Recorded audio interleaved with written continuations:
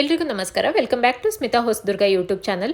ನಾನಿವತ್ತು ಮೆಂತೆ ಸೊಪ್ಪಿನ ವಡೆ ಹೇಗೆ ಮಾಡ್ಕೊಳ್ಳೋದು ಅಂತ ತೋರಿಸ್ತಾ ಇದ್ದೀನಿ. ಮಾಮೂಲಿ ವಡೆ ಎಲ್ಲರೂ ಮಾಡ್ಕೊಳ್ತೀರಾ. ಆ ರೀತಿ ಮಾಡ್ಕೊಳ್ಳೋದಕ್ಕಿಂತ ಒಂದ್ಸರಿ ಈ ರೀತಿ ಮೆಂತೆ ಸೊಪ್ಪನ್ನ ಹಾಕಿಬಿಟ್ಟು ವಡೆನ ಟ್ರೈ ಮಾಡಿ ನೋಡಿ. ತುಂಬಾ ಚೆನ್ನಾಗಿರುತ್ತೆ. ಈವ್ನಿಂಗ್ ಸ್ನ್ಯಾಕ್ಸಿಗಂತೂ ಸಖತ್ತಾಗಿರುತ್ತೆ.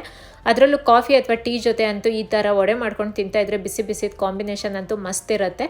ತುಂಬ ಜನ ಮೆಂತೆ ಸೊಪ್ಪನ್ನ ಇಷ್ಟಪಡೋದಿಲ್ಲ, ಕಹಿ ಅಂತ ಅಂತಾರೆ. ಆದರೆ ಒಂದ್ಸರಿ ಈ ರೀತಿ ವಡೆನ ಟ್ರೈ ಮಾಡಿ ನೋಡಿ. ಯಾವುದೇ ರೀತಿ ಕಹಿ ಅಂತೂ ಅನ್ಸೋದೇ ಇಲ್ಲ. ಸೊ ಲೇಟ್ ಮಾಡೋದು ಬೇಡ, ಇವಾಗ ಮೆಂತೆ ಸೊಪ್ಪಿನ ವಡೆನ ಸ್ಟಾರ್ಟ್ ಮಾಡೋಣ.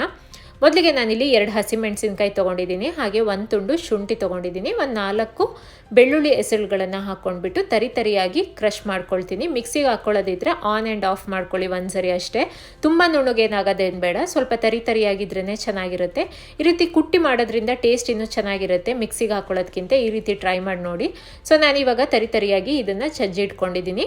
ಈಗ ಒಂದು ಬೌಲಿಗೆ 2 ಚಮಚ ಅವಲಕ್ಕಿನ ಹಾಕ್ಕೊಂಡ್ಬಿಟ್ಟು ಒಂದ್ಸರಿ ನೀರಲ್ಲಿ ತೊಳೆದ್ಬಿಟ್ಟು ಮತ್ತೆ ನೀರನ್ನು ಹಾಕಿಬಿಟ್ಟು ಒಂದು 5 ನಿಮಿಷ ನೆನೆಸಿಡ್ತೀನಿ.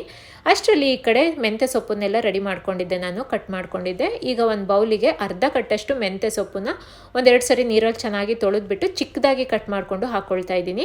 ಹಾಗೆ ಇದಕ್ಕೆ 2 ಉದ್ದಕ್ಕೆ ಕಟ್ ಮಾಡ್ಕೊಂಡಿರೋ ಈರುಳ್ಳಿನ ಹಾಕ್ಕೊಳ್ತಾ ಇದ್ದೀನಿ. ತೆಳ್ಳುಗೆ ಉದ್ದಕ್ಕೆ ಕಟ್ ಮಾಡ್ಕೊಂಡಿದ್ದೀನಿ, ಅದನ್ನು ಹಾಕ್ಕೊಳ್ತಾ ಇದ್ದೀನಿ. ಹಾಗೆ ಕ್ರಷ್ ಮಾಡಿ ಇಟ್ಕೊಂಡಿರೋ ಬೆಳ್ಳುಳ್ಳಿ, ಶುಂಠಿ, ಹಸಿಮೆಣಸಿನಕಾಯಿನ ಸೇರಿಸ್ಕೊಳ್ತಾ ಇದ್ದೀನಿ. ಈ ಕಡೆ ಅವಲಕ್ಕಿ ಕೂಡ ನೆನೆಸಿಟ್ಟಿದ್ವಲ್ಲ, ಆ ಅವಲಕ್ಕಿಲಿ ನೀರನ್ನೆಲ್ಲ ತೆಗೆದ್ಬಿಟ್ಟು ಹಿಂಡಿ ಹಾಕೊಳ್ತಾ ಇದ್ದೀನಿ. ಬರೀ ಅವಲಕ್ಕಿ ಹಾಕೊಳ್ತಾ ಇದ್ದೀನಿ, ನೀರಿನ ಅಂಶ ಇರಬಾರ್ದು.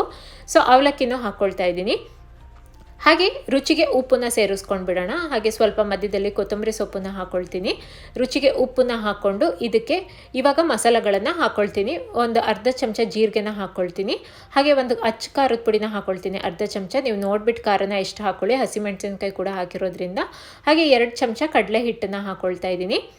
1/4 ಚಮಚ ಅಜ್ವೈನ್ ಕಾಳನ್ನು ಹಾಕ್ಕೊಳ್ತಾ ಇದ್ದೀನಿ. ಆಪ್ಷನಲ್ಲು, ಬೇಕಿದ್ರೆ ಹಾಕ್ಕೊಳ್ಳಿ, ಇಲ್ಲಾಂದರೆ ಸ್ಕಿಪ್ ಕೂಡ ಮಾಡ್ಬೋದು. ಹಾಗೆ 1 ಚಮಚ ಬಿಳಿ ಎಳ್ಳನ್ನು ಹಾಕ್ಕೊಳ್ತಾ ಇದ್ದೀನಿ. ಈ ಬಿಳಿ ಎಳ್ಳು, ಅಜ್ವೈನ್ ಕಾಳು, ಈ ಜೀರಿಗೆ ಎಲ್ಲ ಹಾಕೋದ್ರಿಂದ ನಮಗೆ ಕಹಿ ಅಂತ ಅನ್ಸೋದಿಲ್ಲ ಮೆಂತೆ ಸೊಪ್ಪು.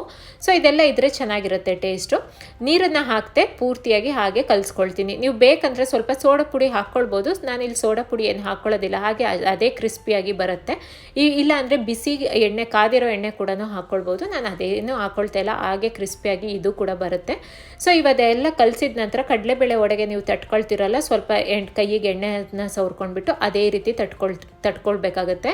ಸೊ ನಾನು ಈ ಕಡೆ ಎಣ್ಣೆ ಕೂಡ ಕಾಯಲಿಕ್ಕೆ ಇಟ್ಟಿದ್ದೆ. ಎಣ್ಣೆ ಕಾದಿದ ನಂತರ ಒಂದೊಂದೇ ವಡೆಗಳನ್ನು ತಟ್ಕೊಂಡ್ಬಿಟ್ಟು ನಿಧಾನಕ್ಕೆ ಎಣ್ಣೆ ಒಳಗೆ ಬಿಡ್ತೀನಿ. ಎಣ್ಣೆ ಮುಳುಗೋ ಅಷ್ಟಿರಬೇಕು, ಆವಾಗ ಬೋಂಡ ಚೆನ್ನಾಗಿ, ವಡೆ ಎಲ್ಲ ಚೆನ್ನಾಗಿ ನಮಗೆ ಕ್ರಿಸ್ಪಿಯಾಗಿ ಕರಿಯುತ್ತೆ, ಒಳಗಡೆ ಎಲ್ಲ ಚೆನ್ನಾಗಿ ಬೇಯುತ್ತೆ.